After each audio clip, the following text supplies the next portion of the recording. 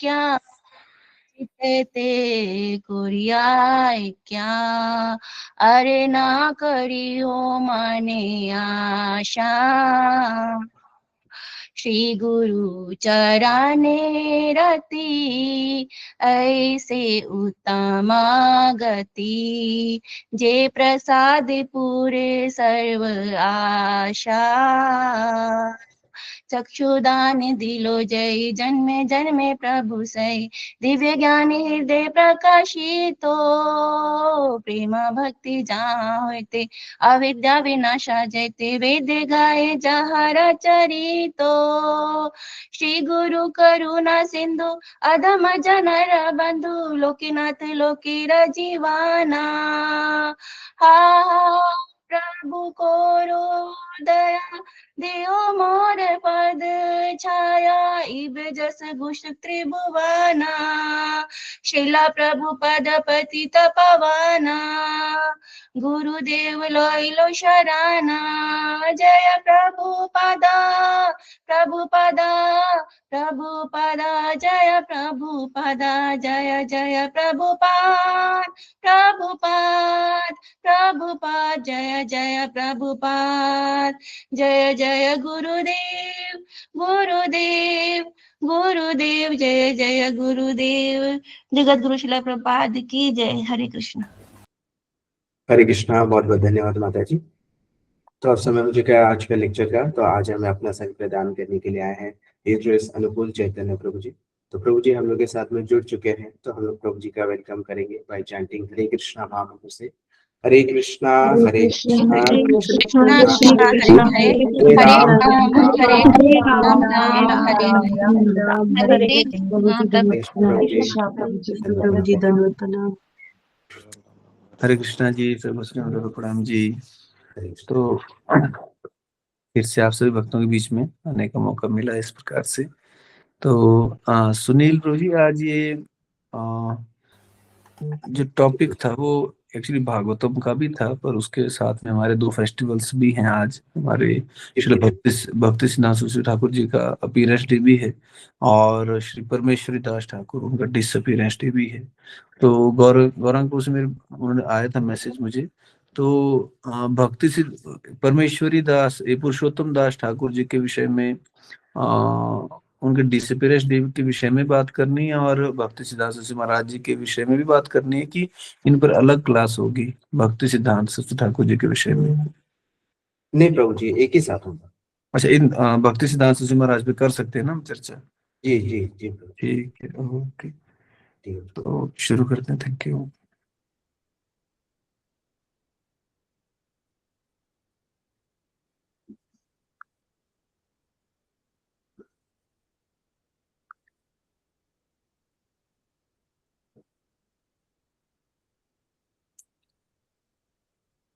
शुरू करते हैं। ओम नमो भगवते वासुदेवाय। ओम नमो भगवते वासुदेवाय। ओम नमो भगवते वासुदेवाय।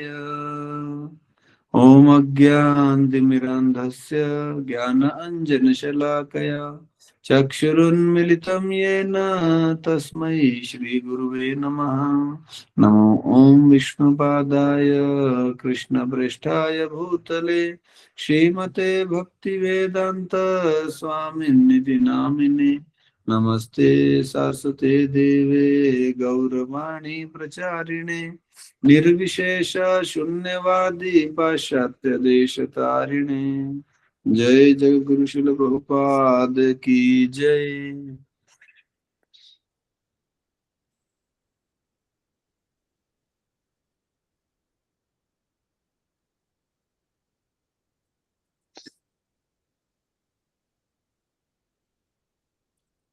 हरे कृष्णा।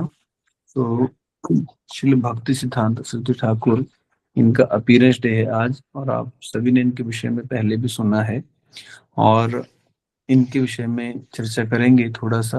और दूसरा हम चर्चा करेंगे ये पुरुषोत्तम दास ठाकुर, इनके विषय में भी सूक्ष्म रूप से चर्चा करेंगे। तो जैसा कि आप सभी जानते हैं कि जगत गुरु श्रील प्रभुपाद जी, इनके गुरु महाराज हुए श्रील भक्ति सिद्धांत सरस्वती ठाकुर।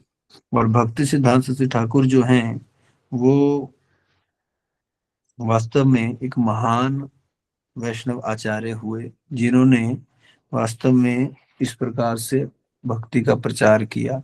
तो ये भक्ति सिद्धांत सरस्वती ठाकुर जी का प्राकट्य दिवस है आज, और इनका जन्म हुआ था 6 फरवरी 1974 को, और इनका जन्म हुआ था पुरी में, है ना। आज भी आप जा सकते हैं वहां जहाँ इनका जन्म हुआ है। वहां अब हमारा जगन्नाथपुरी में गौड़ीय मठ बना हुआ है, गौड़ीय मठ है वहाँ।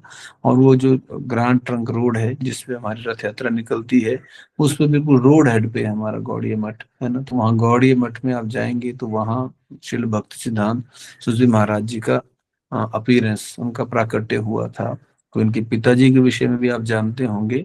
इनके पिताजी थे भक्ति विनोद ठाकुर, है ना। भक्ति विनोद ठाकुर जो हमारे गुरु परंपरा में आते हैं, और ये दोनों, है ना, ये सबसे महत्वपूर्ण आचार्यों में से हुए। पिता पुत्र बहुत तगड़ी जोड़ी है ना, पिता पुत्र, जो इन्हीं की वजह से वास्तव में ये जो आज हमारा कृष्ण भक्ति का आंदोलन है, यह पूरे संसार में फैला है। चैतन्य महाप्रभु का यह आंदोलन श्रील भक्ति विनोद ठाकुर के प्रयासों से, और आगे चलकर श्रील भक्ति सिद्धांत सरस्वती महाराज जी के प्रयासों से इस प्रकार से पूरी दुनिया में फैला। और जगत गुरु श्रील प्रभुपाद जी को भी आदेश अपने गुरु से मिला कि जाओ, इस प्रकार से तुम विदेशों में जाकर प्रचार करो। तो श्रील भक्ति सिद्धांत सरस्वती महाराज जी का जो प्राकट्य है वो अपने आप में दिव्य है, और ये मुक्त पुरुष थे। वास्तव में मुक्त पुरुष का अर्थ हुआ कि ऐसे व्यक्ति जो किसी कर्म बंधन से इस संसार में प्रकट हुए, ऐसे नहीं थे। भगवान के धाम से यहाँ इस जगत में प्रकट हुए थे, भगवान के आदेश से, ताकि इस प्रकार से कृष्ण भक्ति का प्रचार प्रसार किया जा सके। इन्हें प्रभुपाद जी स्वयं कहते थे वैकुंठा मैन। और प्रभुपाद जी से जब पूछते भी थे इनके शिष्य कि अपने गुरु के विषय में कुछ बताइए कि आपका संबंध कैसा था गुरु के विषय में, तो कहते थे कि मैं अपने गुरु के विषय में क्या बोलूंगा, वो तो he was a Vaikuntha man. और जब प्रभुपाद जी से भी पूछते थे भी आपका संबंध कैसा था अपने गुरु से, क्योंकि प्रभुपाद जी का संबंध इतना गहरा था अपने गुरुदेव से कि गुरुदेव की आज्ञा से ही वो विदेश में आए थे। इतना गहरा भाव था प्रभुपाद जी के मन में कि गुरु की आज्ञा मुझे मिली है विदेश में प्रचार करने की। तो कितना गहरा संबंध होगा, ये सोच सकते हैं कि कितना गहरा संबंध होगा। क्योंकि जैसे दीक्षा तो हमने भी प्राप्त की है, सभी प्राप्त कर रहे हैं जो भी इस्कॉन में जुड़ते हैं, माला करते हैं। पर क्या हमारा ऐसा संबंध है कि हम गुरु की आज्ञा को इतना शिरोधार्य करें कि अपना जीवन ही गुरु के चरणों में अर्पित कर दें? तो ऐसे कार्य बड़े बड़े आचार्य ही अपने जीवन में सिद्ध कर पाते हैं, जो देखा जाता है कि गुरु की आज्ञा के लिए सारे कार्य, गुरु परंपरा की संतुष्टि के लिए, उनके सुख के लिए सारे कार्य, ये महान आचार्य इस प्रकार से काम करते हैं। तो प्रभुपाद जी को आदेश मिला था उनके गुरु से, तो वो आए विदेश में प्रचार करने। तो उनके शिष्य पूछते थे कि आप कहते हैं कि मुझे गुरु की आज्ञा मिली, मैं विदेश में प्रचार करने के लिए आया, तो आपका गुरु के साथ संबंध क्या है? तो प्रभुपाद जी कहते थे this is none of your business, है ना। ये बात डिस्कस करने की नहीं है कि मेरा संबंध क्या है, पर निश्चित रूप से हम समझ सकते हैं कि कितना गहरा संबंध होगा जगत गुरु श्री प्रभुपाद जी का, कि इस प्रकार से अपने गुरु के कार्य को सिद्ध करने के लिए विदेश वो आए और उन्होंने सिद्ध किया बकायदा। एक बार प्रभुपाद जी के कुछ शिष्य थे, वो अद्वैताचार्य का जहाँ प्राकट्य दिवस है वहां गए हैं। जब प्रचार हो गया इंडिया में आके, तो नेचुरली जो विदेश से शिष्य आए थे वो एक्सप्लोर करने लगे साइट्स को। तो शांतिपुर भी गए। शांतिपुर में जो अद्वैताचार्य का प्राकट्य दिवस, जो उनका घर भी था, वहां वो गए। तो वो अंग्रेज लोगों को जब देखा उन्होंने, जो शांतिपुर के पुजारी थे, वो हैरान हो गए कि अंग्रेज वैष्णव कैसे बने हुए हैं, गले में झोली लटका के और इस प्रकार से। तो उन्होंने पूछा कि आप लोग हैं कौन है? तो उन्होंने प्रभुपाद जी के विषय में बताया। तो फिर उनको याद आई, जो शांतिपुर के पुजारी थे मंदिर के, उनको याद आई कि यहाँ बहुत समय पहले, बहुत तो नहीं, मतलब इस्कॉन की स्थापना से 5-6 साल पहले, एक बंगाल के एक वैष्णव भक्त आते थे और वो यहाँ आकर रोते थे और अद्वैताचार्य से कृपा मांगते थे। तो उन्होंने भी बात करी थी प्रभुपाद, वो प्रभुपाद जी थे वास्तव में। तो उन्होंने बात करी थी प्रभुपाद जी से कि आप ऐसे किस भाव से यहाँ आते हैं और बारंबार आपकी आंखों से आंसू बहते रहते हैं। तो प्रभुपाद जी क्या बताया उन्होंने कि मेरे गुरु ने मुझे ऐसी आज्ञा दी है जो मुझे लगता है कि मुझसे सिद्ध नहीं होगी। क्या आज्ञा दी आपके गुरु ने? मेरे गुरु ने मुझे आज्ञा दी कि विदेश में जाकर प्रचार करो। तो कि विदेश में जाकर प्रचार करूं, है ना, कैसे ये हो पाएगा, कैसे भक्त बन पाएंगे? तो प्रभुपाद जी कृपा मांगने कहा जाते थे, शांतिपुर जाते थे उस मंदिर में, और वहां पुजारी जी देखते थे कि ये कैसे भक्त है, देखो कितना गहरा भाव है इनको अपने गुरु के वचनों का पालन करने के लिए। और बाद में प्रभुपाद जी गए, है ना, वो पहचान गए कि ये विदेशी भक्त आए हैं, तो डेफिनेटली जो यहाँ आते थे संत, वैष्णव संत, उन्हीं की जो उनका कार्य था वो उन्होंने सिद्ध कर लिया, है ना। तो ये बात प्रभुपाद जी को भी बताई थी उनके शिष्यों ने। तो श्रील भक्ति सिद्धांत सरस्वती ठाकुर ये ऐसे अद्भुत व्यक्ति थे, इनका प्राकट्य अपने आप में चमत्कारी है, क्योंकि इनके जो पिता थे भक्ति विनोद ठाकुर, उन्होंने अपने समय में कृष्ण भक्ति के मिशन के प्रचार का कार्य अपने जीवन में स्वीकार किया था। और भक्ति विनोद ठाकुर ने अद्भुत प्रचार किया भी। उन्होंने बहुत सारी पुस्तकें लिखी, मैजिस्ट्रेट के पद पे थे। उन्होंने चैतन्य महाप्रभु का जो, यहाँ चैतन्य महाप्रभु प्रकट हुए उस स्थान को भी ढूंढा, है ना, और वहां मंदिर की भी स्थापना की। आज भी आप वहां जा सकते हैं मायापुर में। तो ये सब कार्य श्रील भक्ति विनोद ठाकुर ने किए, और निरंतर भजन में लगे रहते थे, सेवा में। पर फिर भी उनकी इच्छा थी कि उनको एक ऐसा पुत्र हो जो इस कृष्ण भक्ति को जन जन तक पहुंचाए, इसका प्रचार प्रसार करे, है ना। तो इसके लिए भक्ति विनोद ठाकुर क्या करते थे, वो प्रार्थना करते थे, है ना। प्रार्थना में कितनी शक्ति है। जगत गुरु शिल प्रभुपाद जी भी आके प्रार्थना कर रहे हैं, वो राधा दामोदर मंदिर में भी प्रार्थना करते थे, अद्वैताचार्य के यहाँ आकर भी प्रार्थना कर रहे हैं, और ये काम उन्होंने सिद्ध किया। उसी प्रकार से भक्ति विनोद ठाकुर ये निरंतर श्री जगन्नाथ जी से प्रार्थना करते थे, जगन्नाथ बलदेव सुभद्रा महारानी से। जब वो पोस्टेड थे वहां निरंतर मंदिर में जाते थे, वो टेम्पल के अधिकारी भी थे, और वहां जाकर भक्ति विनोद ठाकुर प्रार्थना करते हैं बारंबार जगन्नाथ जी से कि आप मुझे ऐसा पुत्र दें जो इस प्रकार से पूरी दुनिया में कृष्ण भक्ति का प्रचार कर सके। तो उनके तो वैसे और भी बहुत सारे बच्चे थे, तो उनको एक कंफ्यूजन रहता है कि कब हुआ वो बच्चा पैदा कि नहीं, मेरी इच्छा पूरी हुई कि नहीं, है ना। तो जब भक्ति सिद्धांत सरस्वती ठाकुर वो जगन्नाथ जी से प्रार्थना करते थे, और विशेष रूप से जगन्नाथ जी के पीछे जो मंदिर था माता विमला का, है ना, माता विमला का मंदिर है जगन्नाथ मंदिर में। विमला माता माने देवी माता हमारी, है ना, माता गौरी।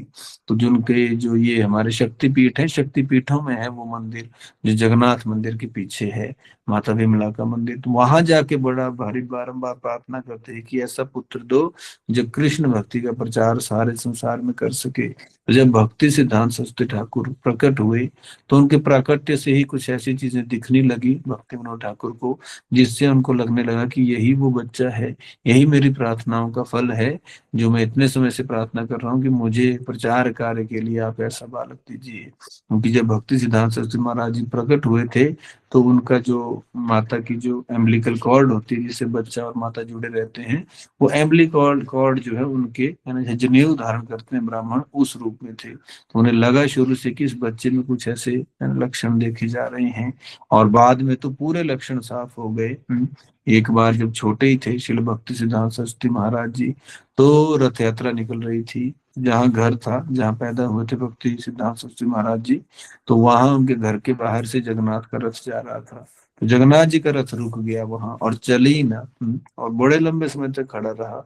उस समय का लाभ उठाया उनकी माता ने, क्योंकि मैजिस्ट्रेट की वाइफ थी तो उनको रोकता भी कोई नहीं था। तो वो चढ़ गई रथ के ऊपर बच्चे को लेके, है ना, बच्चे को लेकर रथ के ऊपर चढ़ गई, और जगन्नाथ जी के आगे बच्चा रख दिया। तो ऊपर से हार गिर गया, जगन्नाथ जी का हार, है ना, छूटा होना गले से या बाजू से गिरा, जहां से भी गिरा, और बच्चे के ऊपर हार गिर गया। तो इस तरह से जगन्नाथ जी ने भी कृपा करी। तो स्वयं सभी लोगों ने और भक्ति विनोद ठाकुर जी ने भी ये दृश्य देखा, तो उनको लगा कि शायद मेरी जो प्रार्थनाएं हैं वो पूरी हो गई।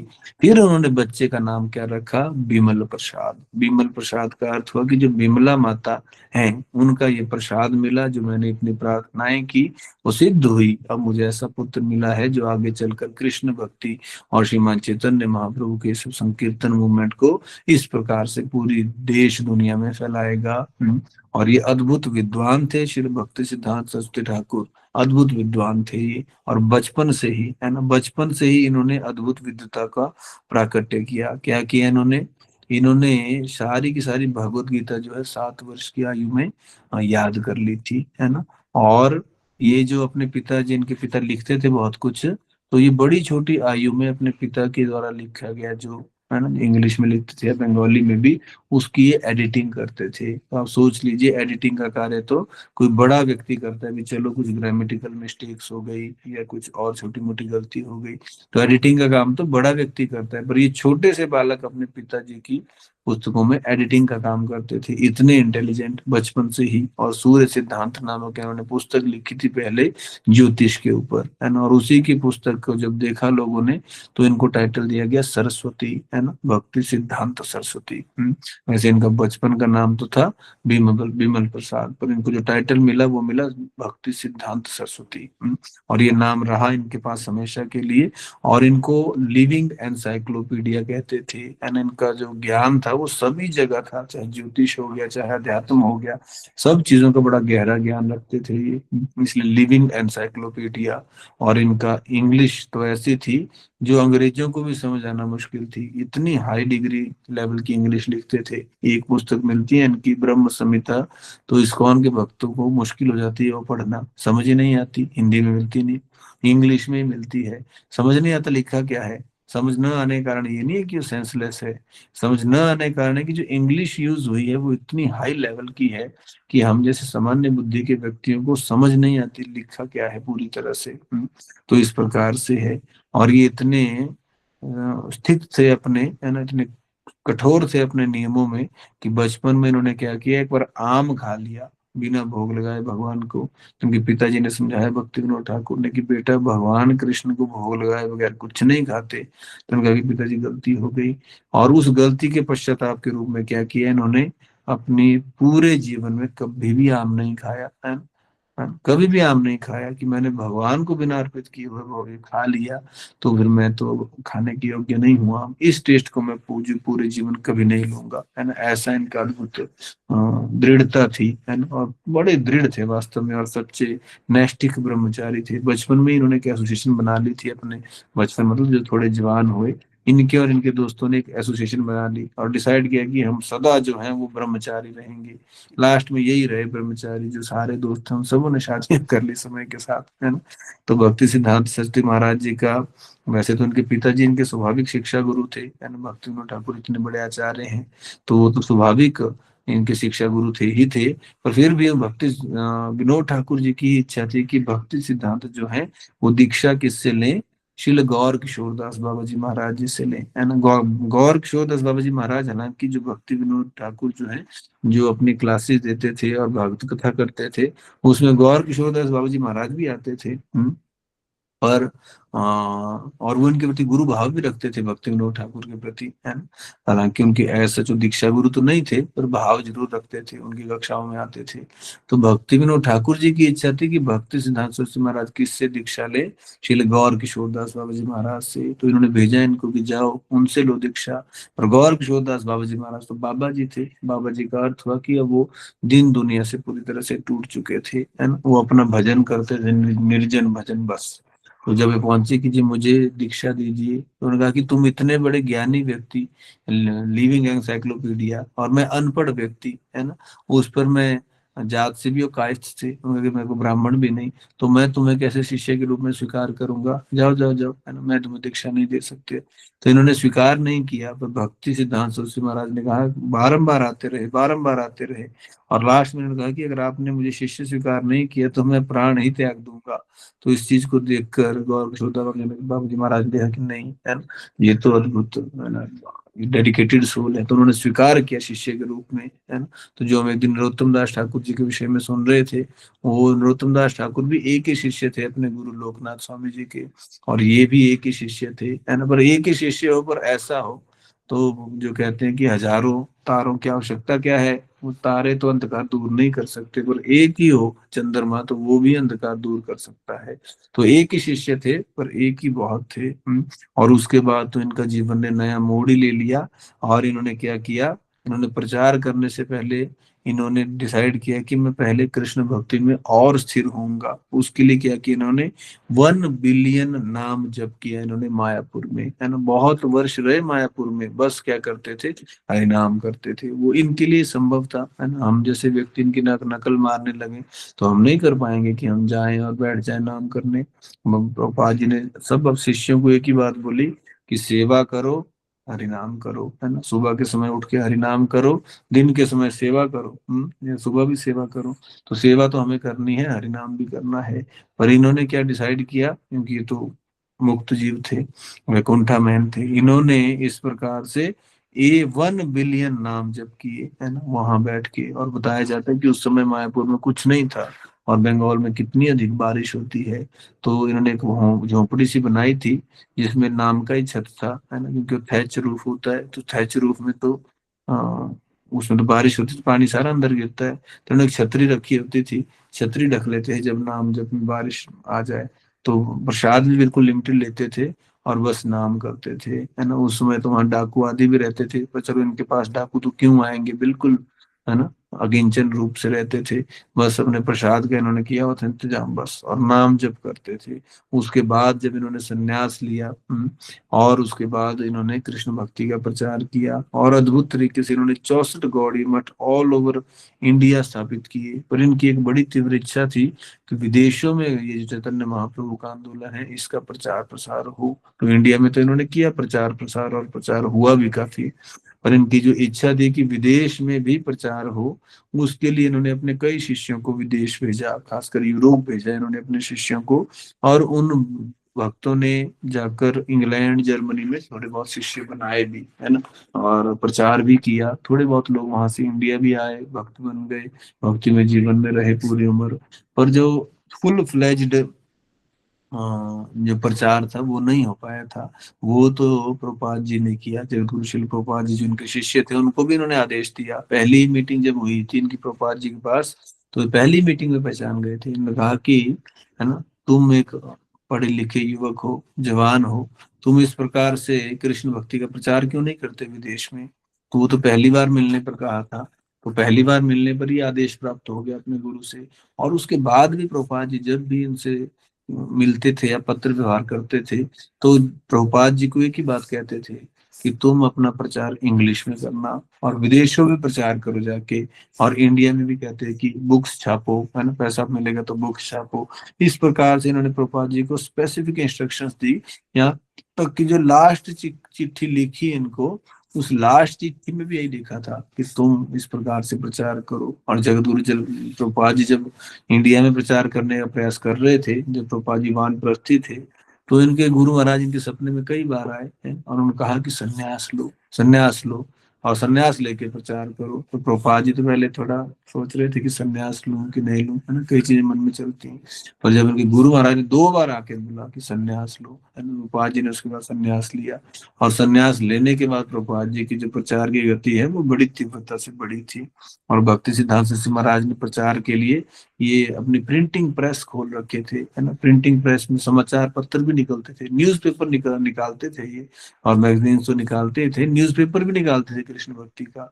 अब ऐसी कौन सी न्यूज छपेगी भगवान कृष्ण की भक्ति की। तो शिष्यों ने और लोगों ने पूछा भी न्यूज़पेपर, ये तो समझ नहीं आ रहा, न्यूज़पेपर कैसे छापेंगे। उन्होंने कहा कि आध्यात्मिक जगत में इतना कुछ है, होता रहता है स्पिरिचुअल जगत में, कि न्यूज़पेपर रोज छापा जा सकता है।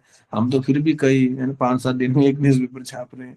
तो इस प्रकार से इनका विजन था, और इन्होंने कृष्ण भक्ति का प्रचार किया, है ना। और इनको मुश्किलें भी हालांकि बहुत आई, क्योंकि उस समय जो था बंगाल में और उड़ीसा आदि इन सब इलाके में बहुत अधिक ये वैष्णविज्म के नाम पे ढोंग था, बहुत अधिक, है ना। जो श्रीमद चैतन्य महाप्रभु का प्योर सेक्ट था, वो कहीं ऐसे ही खो गया था। इसके अलावा और कई सेक्ट चल पड़े थे, गौरांग नागरी, सखी बेकी, ये उल्ट पुल्ट प्रचार करते थे। जब भक्ति सिद्धांत सरस्वती महाराज जी ने तीव्र प्रचार किया तो दुश्मन बन गए। उन्होंने कई चीजें मना की भी, ये नहीं होना चाहिए, वो नहीं होना चाहिए। तो जो लोग इस प्रकार से ढोंग में लगे थे वो दुश्मन बन गए। कई बार तो इनकी जो रैली चलती थी नवद्वीप मंडल परिक्रमा, उस पर पथराव भी हुआ, है ना। इन्होंने शुरू की थी नवद्वीप मंडल परिक्रमा और ब्रज मंडल परिक्रमा, तो पथराव हो गया, दुश्मन इकट्ठे हो गए, पत्थर मारने लगे इन पे। तो कई मुश्किलें आई, पर फिर भी इन्होंने, है ना, जो इनका थी, इनकी विद्वता, इनका जो दृढ़ निश्चय था, इनका जो प्रचार था, अंत में सारे इनके अंडर आ गए। और इनके आगे फिर प्रचार किसने किया, जगतगुरु श्रील प्रभुपाद जी ने भी किया। और भी इनके शिष्य थे वास्तव में बड़े अच्छे अच्छे, उन्होंने भी इस प्रकार से बड़ा तीव्र प्रचार किया कृष्ण भक्ति का। और अभी गौड़ी मठ भी अच्छा कार्य कर रहा है। हालांकि गौड़ी मठ जो है वो कई और मठों में टूट गए, पर उसके अलावा भी गौड़ी मठ से वहां से अच्छा प्रचार हुआ है ना। तो भक्ति सिद्धांत सरस्वती ठाकुर, इनके विषय में हम क्या कहेंगे, इनका तो अद्भुत जीवन था। तो आप पढ़िए इनके विषय में आज, और आज 12 बजे तक फास्टिंग भी होती है। तो आप में से जो लोग कर सकते हैं इस फास्टिंग को, वो करें अवश्य।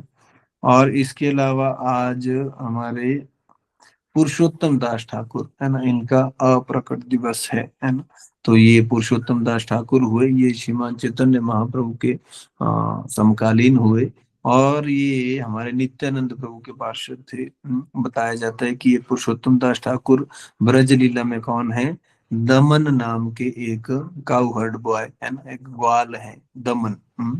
और ये जो थे, ये वैद्य परिवार में प्रकट हुए थे। ये जो भगवान कृष्ण के जो 12 गोपाल हैं, और इनके नाम भी आते हैं ब्रजलीला में, है ना। कि गोपिकाओं के नाम नहीं आते श्रीमद् भागवतम में, पर इनके नाम आते हैं, कृष्ण लेते हैं नाम इनके, और सुखदेव गोस्वामी भी लेते हैं नाम। तो उनमें से दमन नाम के ये हमारे ये गोपाल हुए, जो श्रीमान चैतन्य महाप्रभु की लीला में उनके साथ प्रकट हुए। तो श्रीमान चैतन्य महाप्रभु तो स्वयं कृष्ण है, राधा रानी का भाव लेकर आए, साथ में श्री बलराम जी नित्यानंद प्रभु के रूप में आए, और भी इनके जितने भी मेन मेन पार्षद थे वो साथ में प्रकट हुए इस चैतन्य लीला में, इस प्रकार से ये करने के लिए, तो ये भगवान का सहयोग करने के लिए। तो ये अद्भुत थे। और इनके पिताजी का नाम था सदाशिव, है ना। ये सदाशिव भी बहुत महान व्यक्ति थे, और इनके घर में प्रकट हुए श्री पुरुषोत्तम दास ठाकुर। और इनकी एक कथा है बड़ी फेमस। एक्चुअली मुझे गलती लग गई, मैंने गलती से परमेश्वरी दास ठाकुर जी के विषय में पढ़ लिया, और अब जब मैंने फिर से मैसेज खोला तो मैं पुरुषोत्तम दास ठाकुर जी के विषय में, तो मैंने गलती में दूसरी चीज पढ़ ली। इसलिए मैं यहाँ देख भी रहा हूँ और बोलने का भी प्रयास कर रहा हूँ। तो नित्यानंद प्रभु के पार्षद थे। आप देखेंगे कि हमारे नित्यानंद प्रभु के जो भी पार्षद थे क्लोज ना, वो वास्तव में सारे के सारे काउहर्ड बॉय थे, भगवान कृष्ण के जो ग्वाले थे। तो सारे जो ग्वाले हैं इनके लीडर हैं वास्तव में नित्य बलराम भगवान, तो इनके साथ ही चलते हैं वो। तो मैं थोड़ा यहीं से पढ़ लेता हूँ पुरुषोत्तम दास ठाकुर जी के विषय में। तो सदाशिव कविराज, ये भी महान व्यक्ति थे, और इनके घर में पुरुषोत्तम दास ठाकुर जी प्रकट हुए, और बचपन से ही ये महान भक्त थे पुरुषोत्तम दास ठाकुर। तो इनके जो दादा थे और इनके जो आगे भी बच्चे हुए, सारे महान भक्त हुए, इनके जो सारे ही परिवार में आगे से पीछे। और इनकी पत्नी का नाम भी जानवा देवी था। नित्यानंद प्रभु की पत्नी का नाम तो जानवा देवी है ही है, इनकी पत्नी का नाम भी जानवा देवी था। और इनके जो पुत्र हुए आगे, उनका नाम हुआ कान्हू ठाकुर, है ना, कान्हू ठाकुर। और एक जो उनके पुत्र हुए, उनका नाम नित्यानंद प्रभु ने रखा कृष्णदास, है ना, इनके पुत्र का नाम रखा कृष्णदास।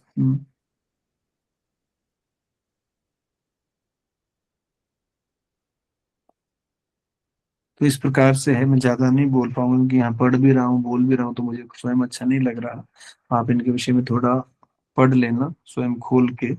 और ये नित्यानंद प्रभु के एसोसिएट थे, और उनके संग रहते थे, और सदा उनके भक्ति भाव से युक्त रहते थे। एक एक पैरा पढ़ लेता हूँ। Some people say that Purushottam surname was Nagar, while others say that the name Nagar comes from the name of the area in which he lived। अच्छा, ये दूसरा है, ज्यादा इनकी डिटेल मिलती भी नहीं है।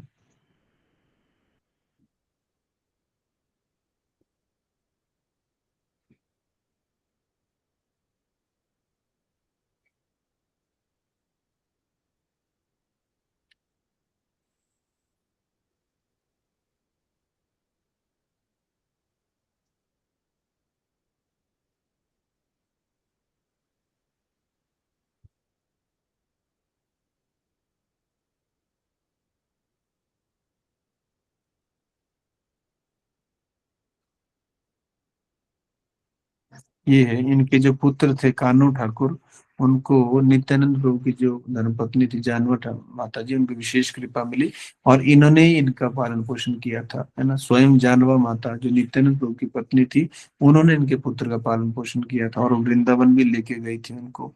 और इस प्रकार से मिल रहा है कि ये कान्हू ठाकुर एक बार कीर्तन में नृत्य कर रहे थे, तो इनके चरणों से, नहीं, ये वृंदावन में नृत्य कर रहे थे, तो इनके चरणों से वो डांस करते करते जो पाँव में पहनी हुई पायल थी वो खुल गई। तो बोलते हैं, इन्होंने कहा कि जहां मुझे ये पायल मिलेगी वहीं मैं घर बनाऊंगा। तो खुली, वो गिरी तो थी इनके पाँव से कहाँ, वृंदावन में, पर वो मिली कहाँ जाके, मिली थी वो जाके बंगाल में, और बंगाल में फिर इन्होंने घर बनाया था। इस प्रकार से कथा आती है। तो चलिए इतना ही चर्चा, इनके विषय में मिला भी नहीं ज्यादा कुछ मुझे, तो इनके विषय में इतना ही है ना। तो चलिए बहुत बहुत धन्यवाद। हरे कृष्ण। आप सभी भक्तों चरण दंडवत प्रणाम जी। तो आज 12 बजे तक फास्टिंग के लिए कहा जाता है ना, जो आप उसे कर सकते हैं वो करना है इसको जरूर। हरे कृष्णा, दंडवत प्रणाम जी। हरे कृष्णा, बहुत बहुत धन्यवाद प्रभु जी। प्रभु जी कुछ प्रश्न ले सकते हैं? जी प्रभु जी। हरे कृष्णा। तो आप में से जिन वक्तों का अगर कोई प्रश्न है तो आप प्रभु जी पूछ सकते हैं।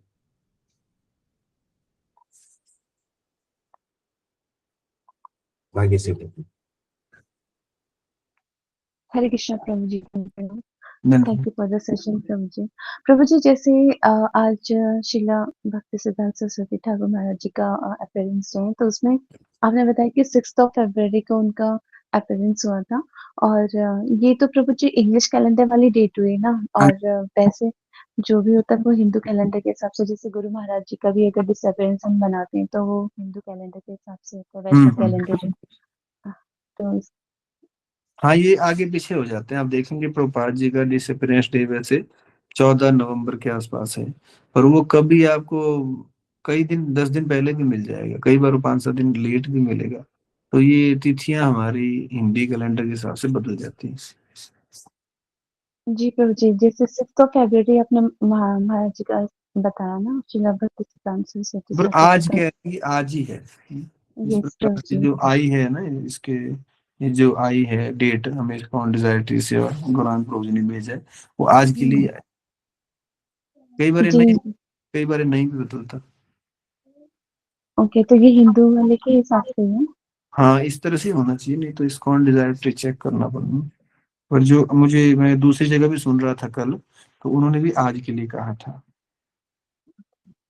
ठीक है, थैंक यू प्रभु जी। प्रभु जी हरे कृष्ण। वैष्णव कैलेंडर में तो आज ही दिया होगा। हाँ, वैष्णव कैलेंडर के हिसाब से भी आज ही है ये। जी प्रभु जी। हाँ जी। हरे कृष्णा। तो और किन्हीं भक्तों को अगर कोई प्रश्न है तो पूछ सकते हैं। सोनिया माता जी।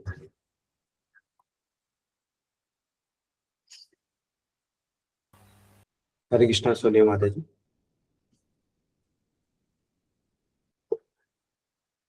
आई थिंक गलती से उनका हैंड रेस हो गया। हाँ, आज ही है ये, आज बता रहे हैं। जी प्रभु जी। प्रभु जी और तो कोई प्रश्न नहीं है तो हम लोग ये सेशन पे यहीं पे विराम दे सकते हैं। तो बहुत बहुत धन्यवाद प्रभु जी। हरे आप कृष्ण प्रभु जी। हरे कृष्णा माता जी। सॉरी प्रभु जी, वो माइक ऑन नहीं हो रहा था। दंडवत प्रणाम प्रभु जी। धन्यवाद जी। प्रभु जी, मेरा प्रश्न जो है वो लेक्चर से रिलेटेड तो नहीं है, पर्सनल है। प्रभु जी, मेरा जो मतलब बिहेवियर है ना, थोड़ा ऐसे गुस्से वाला है, गुस्सा करती हूँ। तो गुस्सा इन द सेंस कि जैसे घर पे थोड़ी थोड़ी कुछ चीज होती है ना, तो मतलब मम्मी के साथ ज्यादा, तो उनके साथ ऐसे होता रहता है, कुछ कुछ बोलती रहती हूँ। तो मैं बहुत ट्राई भी करती हूँ ऑनेस्टली स्पीकिंग कि मैंने शुरू में अगर मतलब मैं जैसे ये अनियन गार्लिक छोड़ा था, तो उसका भी शायद कहीं ना कहीं एक रीजन ये भी था कि मैं जैसे कहती कि नहीं खाना चाहिए, आपका स्वभाव इस तरीके से होता है, तो मैंने इसलिए भी छोड़ा था कि मैं अपने को चेंज कर पाऊँ थोड़ा। तो अभी तो बहुत टाइम भी हो गया है, जपा भी करती हूँ, पर फिर भी मतलब वो कंट्रोल नहीं हो पाता, और फिर उससे उतना दुख नहीं होता है। लेकिन जब वो कहते हैं, वो भी कहती है और मेरी फ्रेंड भी बोलती रहती है कि फिर क्या फायदा तेरे इतना जपा करने का जब तू खुद को ही चेंज नहीं कर पाई। तो फिर बहुत बुरा लगता है, मतलब ऐसे में क्या किया जाए, मतलब मैं क्यों नहीं चेंज कर पा रही हूँ, क्यों कंट्रोल नहीं कर पाती, और तो उसके लिए क्या करना चाहिए। हाँ, हरे कृष्णा। एक्चुअली बात तो ठीक है कि जब व्यक्ति भक्ति करते हैं तो उनके स्वभाव में परिवर्तन आता है, मन में परिवर्तन आता है, कि मन से ही क्रोध जगता है, स्वभाव है पिछला। तो पर एक्चुअली इतना जल्दी भी इसमें परिवर्तन नहीं आता, इसमें हमें परसिस्ट करना पड़ेगा। और जब हम परसिस्ट करेंगे तो इसमें थोड़ा समय लगता है वास्तव में, है ना। जैसे मान लीजिए मुझे माला करते 2 साल भी हो गया हो, 3 साल भी हो गया, तो उसमें हम एक्सपेक्ट नहीं कर सकते कि हमारा मन बिल्कुल परिवर्तित हो जाएगा। पर जितना गंभीरता से और जितना अच्छे से हम करेंगे तो कुछ समय में इसका परिवर्तन का फल आपने देखा जाएगा। जैसे मान लो, अब किसी के लिए तो अलग अलग हो सकता है, पर मान लो कोई बड़े अच्छे से कर रहा है, तो 3-4 साल में उसके चित्त में फर्क देखना आप देख सकते हो। 5-10 साल में तो वो पूरा डिफरेंट व्यक्ति बन जाता है अगर ठीक ठाक भक्ति करता है, और उससे लंबे समय में तो पूरा परिवर्तन हो जाता है। पर आप इसको ऐसा नहीं कह सकते कि एकदम हो जाएगा, क्योंकि मन जो है वो नहीं बदलता तब तक जब तक भगवान अनुभव में आना शुरू नहीं होते। तो इसमें कहा जाता है कि निष्ठा के स्तर पर भगवान कृष्ण के रूप की अनुभूति होने लगती है। तो जब सच में हमारे अंदर अनुभूति का लेवल बढ़ेगा उसके बाद परिवर्तन आता है। उसके बाद में पूरा पूरा आमूल चूल परिवर्तन आने में टाइम लगता है यानी इसलिए कहते हैं कि कई कई जन्म लग जाते हैं कई बार भगवान को प्राप्त करने में। तो ये थोड़ा सा समय लेता है ये। पर आप ये ना सोचें कि भी आजकल मेरे जीवन में परिवर्तन नहीं हो रहा तो मैं जो आजकल जप रही हूँ उसका कोई फायदा नहीं। आजकल आप जो नाम जप करते रहेंगे, भक्तिमय जीवन का पालन करते रहेंगे, इससे ही होगा आगे चलकर, है ना। तो थोड़ा सा समय तो लेगा नेचुरली। और इसमें भगवान ने कहा भी है गीता में कि श्लोक आता है 12वें अध्याय का 15 नंबर श्लोक, यस्मात् न उद्विजते लोकः लोकात् न उद्विजते च यः, कि वो भक्त जो किसी को कष्ट नहीं पहुंचाता और अन्यों के द्वारा विचलित नहीं किया जाता, है ना। ना हम दूसरे को अपनी वाणी से कष्ट पहुंचाएं क्रोध में, और दूसरे लोग अगर मान लो हमें कुछ कह भी दें तो हम उससे फिर उतने अधिक विचलित ना हो। तो इस प्रकार से हमें भक्ति में जीवन में गुण विकसित करने का प्रयास करना चाहिए, और परिवर्तन तो होगा। जो आजकल हम भक्ति कर रहे हैं उसी के बल पर होगा, पर ये थोड़ा सा समय नेचुरली इसमें लगता है। जैसे हम भगवान का अनुभूतियां प्राप्त करना शुरू करते हैं तब वास्तविक परिवर्तन देखा जाता है ना। शुरू में तो कई बार व्यक्ति ऐसा है कि मोटिवेशन इतनी हाई रहती है कि हाई मोटिवेशन के कारण भी व्यक्ति अपने स्वभाव को बदल देता है। पर हाई मोटिवेशन ये पूरा परिवर्तन नहीं कर सकती हमारे मन में, क्योंकि मोटिवेशन तो लो होती है समय के साथ। पर जब व्यक्ति लगा रहता है तो वास्तविक फिर अनुभूति प्राप्त करता है, उससे हमारा परिवर्तन होता है ना। जब हमारा नाम जब गहरा होता है वास्तव में। ठीक है माता जी। जी प्रभु जी। पर वो तो ऑब्वियसली हाँ, उनका सुन के तो नहीं हम चेंज होंगे, करते रहेंगे भक्ति। पर मतलब जब वो ऐसा बोलते हैं कि फिर क्या ही तेरा पूजा करने का, और जो पूजा करते होते इतने शांत होते हैं, तू गुस्सा करती है, तो मतलब ऐसे में उनको क्या कहना चाहिए? हाँ तो चलो, दुनिया तो बोलती रहेगी है। दुनिया का रोग क्या कहेंगे लोग, तो उनको चलो बोलने दीजिए, और प्रयास भी करिए कि आप क्रोध ना करें उनके सामने। तो और प्रयास करें कि उनके सामने तो और ज्यादा, खैर घर में फिर लोग बोलते हैं कि तुम्हारे पूजा पाठ करने का क्या फायदा, तो वो तो जर है ही। जी तो पर आपको अगर ये दोष दृष्टि हो रही है अपने में तो ये अच्छी बात है। तो आप नेचुरली ये आप में परिवर्तन जल्दी होगा। और उनको क्या कहना, आप अपने में ही परिवर्तन करने का प्रयास कीजिए कि हो जाए परिवर्तन, और भगवान से प्रार्थना करें। प्रार्थना जब बार बार की जाती है तो उसका फल मिल जाता है। जैसे भक्ति विनोद ठाकुर ने भी की प्रार्थना, रूपा जी ने भी की प्रार्थना, तो आप प्रतिदिन प्रार्थना करो, आप देखेंगे 2-4 महीने में फर्क पड़ जाएगा। ओके प्रभु जी, हाँ, थैंक यू प्रभु जी। भगवान हमारी उस हरे प्रार्थना कृष्णा। को सीरियसली लेते हैं जो हम बार बार करते हैं, क्योंकि अगर हमें गंभीर होंगे तो हम बार बार बोलेंगे वो बात, तो श्री भगवान कृपा करते जी हैं डेफिनेटली। आप प्रार्थना पे प्रयास करें। जी प्रभु जी, थैंक यू प्रभु जी। हरे कृष्णा, कृष्णा, दंडवत प्रणाम। धन्यवाद। हरे कृष्ण प्रभु जी। थैंक यू प्रभु जी। और तो कोई प्रश्न नहीं है, तो हम लोग प्रभु जी का धन्यवाद करेंगे बाय चैंटिंग हरे कृष्णा मंत्र से। हरे कृष्णा हरे कृष्णा हरे कृष्णा कृष्ण कृष्ण हरे हरे हरे राम हरे हरे राम हरे धन्यवाद जी। हरे कृष्णा, हरे कृष्णा, धन्यवाद जी। हरे कृष्णा। तो आप सभी भक्तों का बहुत बहुत धन्यवाद। तो आप सब हमारे सेशन में आए हैं, तो आशा है कि आप भी आज के भी जो ये सेशन है उसमें भी आप ज्वाइन करेंगे और आज के कथा का श्रवण करेंगे। तो हम ये सेशन के लिए विराम देते हैं। जगत गुरु श्रील प्रभुपाद की जय। संवेद गौर की जय। निधाय निधाय गौर जय। नमस्ते। हरि हरि हरि हरि हरि हरि बोल।